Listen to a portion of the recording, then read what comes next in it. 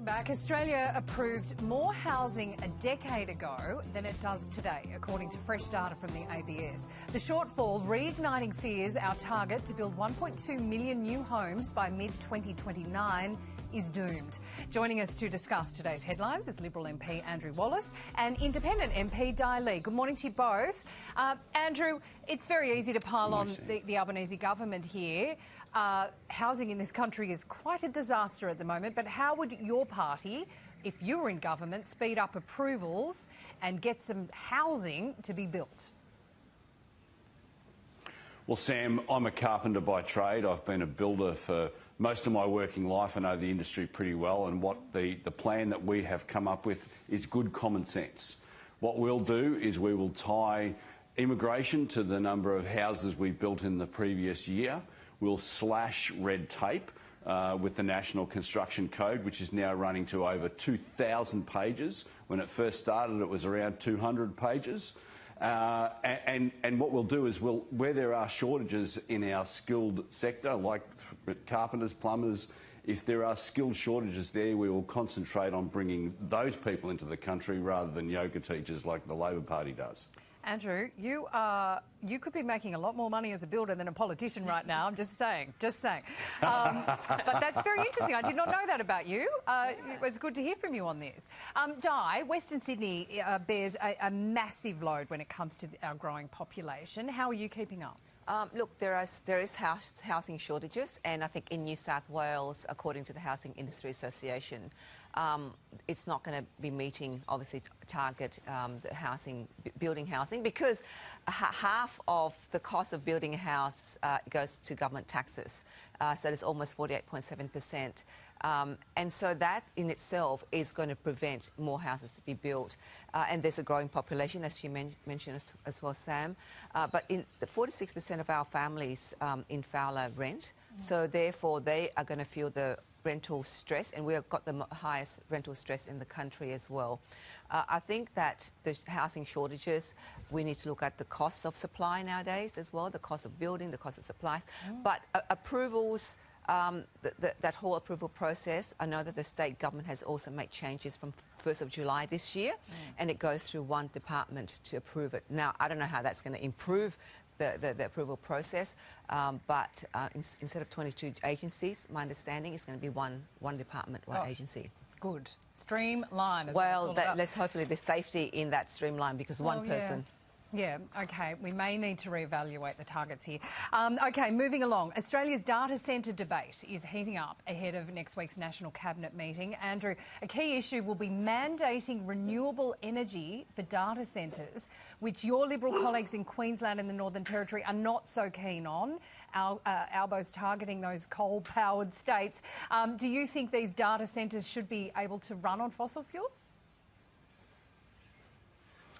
Yeah, look, the coalition is unashamedly in a position where we support the low-cost production of energy. We're agnostic as to how we produce energy. We want to see all forms of energy into the grid, because we want to ensure that Australians have access to low-cost energy. This is not rocket science, Sam. But we also want to encourage businesses to be able to invest. Most people use AI now, whether they know it or not. AI has some tremendous possibilities from a productivity perspective in this country. You know, this government is really losing the plot, because AI centres are like steel smelters. They need power 24/7. And unfortunately, as you can see from out the back here, the sun's not shining today on the Sunshine Coast, unfortunately. The wind's not blowing, and if all we were doing is relying on renewables like this government wants us to do, then power prices are going to surge. We've seen 40% increases in power supply costs for Australians, and that is untenable. They use so much power and water. Absolutely. Would you want one in your electorate? Well, actually, there's going to be a few in my electorate. One is already in its way to be built in our electorate in Fowler, and there'll be more data centres. And to your point there, Andrew, it's going to take a lot of energy as well as water usage. And we just had a crossbench meeting yesterday with Amazon, and to talk about how do we deal with the rising cost of energy. And, you know, I think ideology has to be put aside here. Labor has to stop pushing an ideology here. We need to look at the pragmatic part of data centres going to go up everywhere. Yeah. How do we keep the cost of energy and the cost of water reasonable for families and businesses? There's a lot of work to do here. Just finally here, and very quickly, something light to end on. A dating trend in Finland is going viral. Supermarkets are introducing pink shopping baskets as a subtle way for shoppers to signal they're single. Andrew, I believe that you're married, so you wouldn't be picking up a pink basket, would you, in the supermarket? Sam, I'm going to be very careful about the colour of the baskets that I pick up. If I'm in Woolies, it'll be green. If I'm in Coles, it'll be red. Yeah. What if you're in Priceline? I'm very unlikely. It's pink. They're all pink. Well, They're all have pink. a look at me, Sam. I don't get to Priceline very often.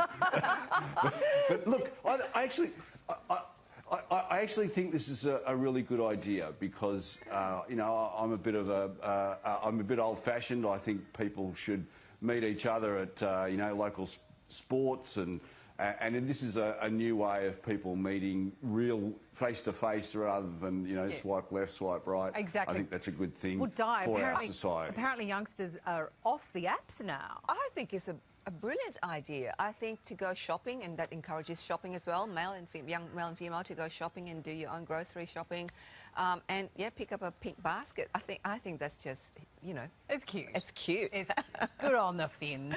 All right, Andrew Dye, lovely to see you both. Thank you.